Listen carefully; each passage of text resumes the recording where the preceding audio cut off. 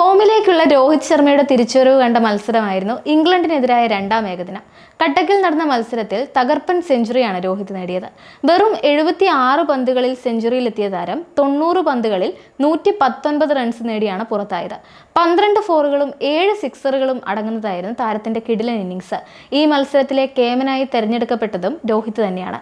ICC champions ട്രോഫിക്ക് മുന്നോടിയായി Rohit form വീണ്ടെടുത്തത് team ഇന്ത്യക്ക് നൽകുന്ന ആശ്വാസം ചെറുതല്ല. 30ാം പിറന്നാളിന് ശേഷം അന്താരാഷ്ട്ര ക്രിക്കറ്റിൽ എല്ലാ ഫോർമാറ്റുകളിലുമായി രോഹിത് ശർമ്മ നേടുന്ന 36ാമത്തെ സെഞ്ചുറിയായിരുന്നു കട്ടക്കിലേത്. ഇതോടെ ഒരു കിടിലൻ റെക്കോർഡിൽ സച്ചിൻ തെണ്ടുൽക്കറെ മറികടക്കാനും രോഹിത്തിനായി. 30ാം ജന്മദിനത്തിന് ശേഷം കൂടുതൽ അന്താരാഷ്ട്ര സെഞ്ചുറികൾ നേടുന്ന ഇന്ത്യൻ ബാറ്റർ എന്ന നേട്ടത്തിലാണ് രോഹിത് സച്ചിനെ പിന്നിലാക്കിയത്. 35 സെഞ്ചുറികൾ 30 വയസ്സിന് ശേഷം നേടിയായിരുന്നു സച്ചിൻ ഈ റെക്കോർഡ് കൈവശം വെച്ചിരുന്നത്.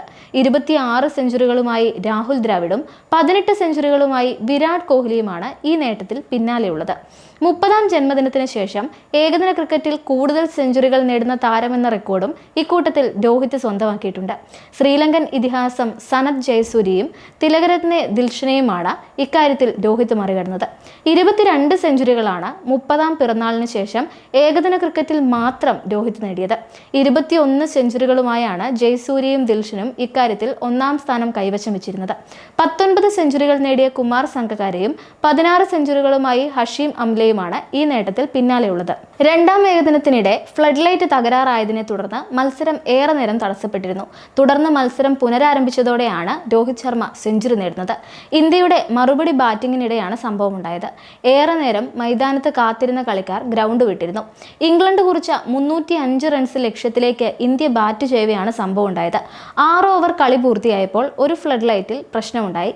7ാം ഓവറിന്റെ ആദ്യ പന്തിന് ശേഷം വീണ്ടും ലൈറ്റുകൾ അണഞ്ഞു. രണ്ടാം തവണയും ഫ്ലഡ് ലൈറ്റ് പ്രശ്നം പരിഹരിച്ചെങ്കിലും ഉടൻ തന്നെ ലൈറ്റുകൾ അണഞ്ഞു. കളിക്കാർ കുറച്ചു സമയം മൈതാനത്ത് കാത്തിരുന്നു.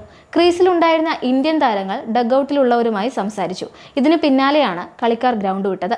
കട്ടക്കിൽ നേടിയ വിജയത്തോടെ എന്തായാലും 3 മത്സര ഏകദിന പരമ്പര ഇന്ത്യ സ്വന്തമാക്കിയിരിക്കുകയാണ്.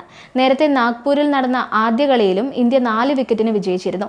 ഈ പരമ്പരയിലെ അവസാന മത്സരം ഈ മാസം 12-ന് അഹമ്മദാബാദിൽ നടക്കും. ICC ചാമ്പ്യൻസ് ട്രോഫിക്ക് മുമ്പ് ഇന്ത്യൻ ടീമിന്റെ ആത്മവിശ്വാസം വർദ്ധിപ്പിക്കാൻ ഈ ജയങ്ങൾ ഇന്ത്യയെ സഹായിക്കുമെന്നുറപ്പാണ്. ഇന്ത്യ വിജയിച്ചതോടെ പരമ്പരയിലെ 3ാം മത്സരം അപ്രസക്തമായിട്ടുണ്ട്. എന്നാൽ ICC ചാമ്പ്യൻസ് ട്രോഫിക്ക് മുമ്പ് അവസാന പരീക്ഷണം നടത്താൻ ഇന്ത്യക്ക് ലഭിക്കുന്ന മികച്ച വേദിയായിരിക്കും 3ാം ഏകദിനം. അതുകൊണ്ട് തന്നെ 2ാം ഏകദിനത്തിൽ കളിച്ച ടീമിൽ ചില വമ്പൻ മാറ്റങ്ങൾ വരുത്തി ഇന്ത്യ 3ാം മത്സരത്തിൽ ഇറങ്ങാനാണ് സാധ്യതകൾ. ചില സൂപ്പർ താരങ്ങൾക്ക് ഈ കളിയിൽ നിന്ന് ഇന്ത്യ വിശ്രമവും നൽകിയേക്കും.